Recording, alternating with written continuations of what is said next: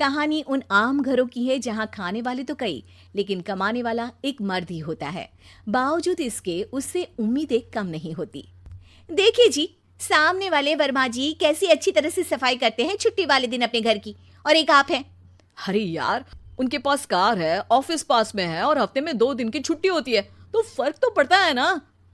मेरी तो शादी ही गलत हो गई। अरे कोई मस्त लड़का मिलता, कमाता भी, घुमाता भी, घर के कामों में भी मदद करता, लेकिन नहीं जी, हमारे वाले को तो कमाने से फुर्सत ही नहीं, और कमाई भी ऐसी कि कोई जरूरत पूरी ही नहीं हो रही है। सुनील बेचारा शीना को देखकर सोचता है कि शीना सही कह रही है। देखने में सुंदर है, घर का सारा काम कर लेती है, उसे तो कोई भी अच्छा लड़का मिल सकता था। क्या सोच रहे हैं? भागने का इरादा तो नहीं है? अरे नहीं मेरी प्यारी बीवी, मैं तो नहीं, पर डर है कि तुम नहीं कहीं भाग जाओ मुझे छोड़कर। शीला सुनील के मुंह से प्यार भरी बात सुनकर मुस्कुराती है। आप भी ना। सुनील एक दिन ऑफिस से घर आता है कि तभी शीना कहती है, सुनिए जी, वो मेरी सहेली आई थी, सारा दिन वो लोग यहीं थे, अब जा रही थी तो मैंने कहा नहीं नहीं, मेरे पति छोड़ आएंगे ना तुम्हें, तो रोक लिया मैंने। सुनील थोड़ी देर कुछ सोचता है, फिर कहता है, ठीक है, मैं कपड़े चेंज करके आता हूँ। अरे तेरे पति को तो लग रहा है कि अच्छा नहीं लगा। अरे नहीं नहीं, ऐसी कोई बात नहीं है, रुको मैं अभी उन्हें घर के कपड़े देकर आती हूँ। शीना अंदर जाती है जहां सुनील पलंग पर लेटा होता है। अरे क्या मजाक है, वो कह रही है कि आपने मुंह बना लिया। सही तो कह रही है, सुबह से अब ऑफिस से लौटा हूँ, एक कप चाय का तो पूछा नहीं, 20 किलोमीटर जाओ और आओ, और फिर कल उसी टाइम पर ऑफिस। अरे यार, मुझे गाड़ी चलानी आती ना तो बोलती भी नहीं आपको, और कौन सा रिक्शा खींच कर जाना है आपको। सुनील अब क्या बोलता। रात देर से आता है और सो जाता है। अगले दिन शरीर दर्द हो रहा है। अरे तो मत जाओ ना ऑफिस, चलते हैं ना मार्केट घूमने, फिर पिक्चर देखेंगे और रात में खाना खाकर घर वापस।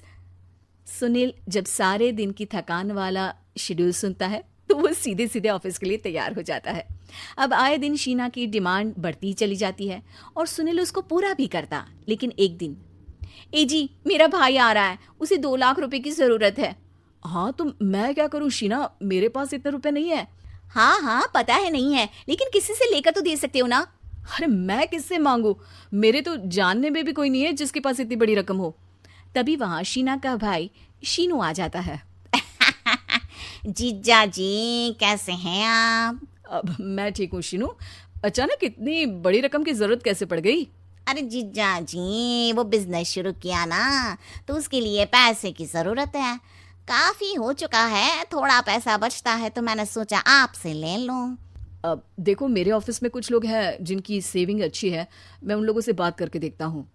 सुनील ऑफिस से किसी से पैसे लेकर शीना को दे देता है।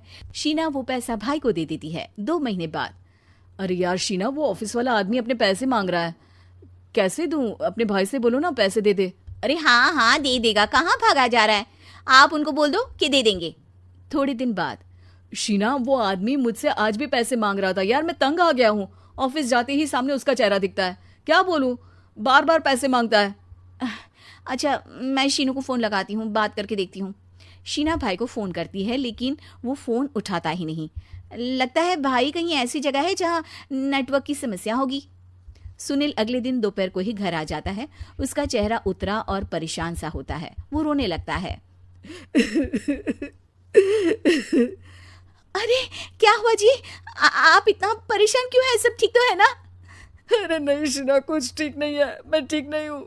तुम्हारे भाई के लिए मैंने जो पैसे लिए थे, उस आदमी ने आज भरे ऑफिस में सबके सामने मेरी बेइज्जती कर दी। सबके सामने आज मैं कर्जदार बनकर खड़ा था। मैंने हर वो प्रयास किया घर चलाने के लिए जो मैं कर सकता था, लेकिन अब नहीं होगा।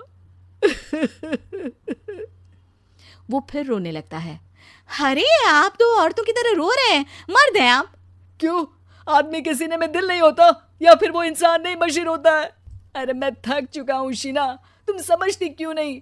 मैं भी शारीरिक और मानसिक रूप से थकता हूँ, मैं भी आराम करना चाहता हूँ, सुकून चाहता हूँ। मैं अब कुछ नहीं कर सकता। कुछ नहीं। वो बैठ जाता है। शीना पति को हैरान परेशान देखकर चुप हो जाती है। अगले दिन, सुनिए ये लीजिए 2 लाख रुपये, उस आदमी को दे दीजिए और बोल दीजिए कि आज के बाद किसी को पैसे के लिए बेइज्जत ना करे। सुनील पैसे देखकर राहत की सांस लेता है। अरे शीना, तुमने तो मेरा बहुत बड़ा काम कर दिया, अब मैं शान से ऑफिस जा सकता हूँ। लेकिन ये पैसे आए कहाँ से? ये पैसे मैंने अपने गहनों को गिरवी रख कर लिया है। तुम ठीक रहो, निश्चिंत रहो, मैं बस यही चाहती हूँ। मुझे माफ़ करना, पर अब मैं समझ चुकी हूँ कि मर्द को भी दर्द होता है।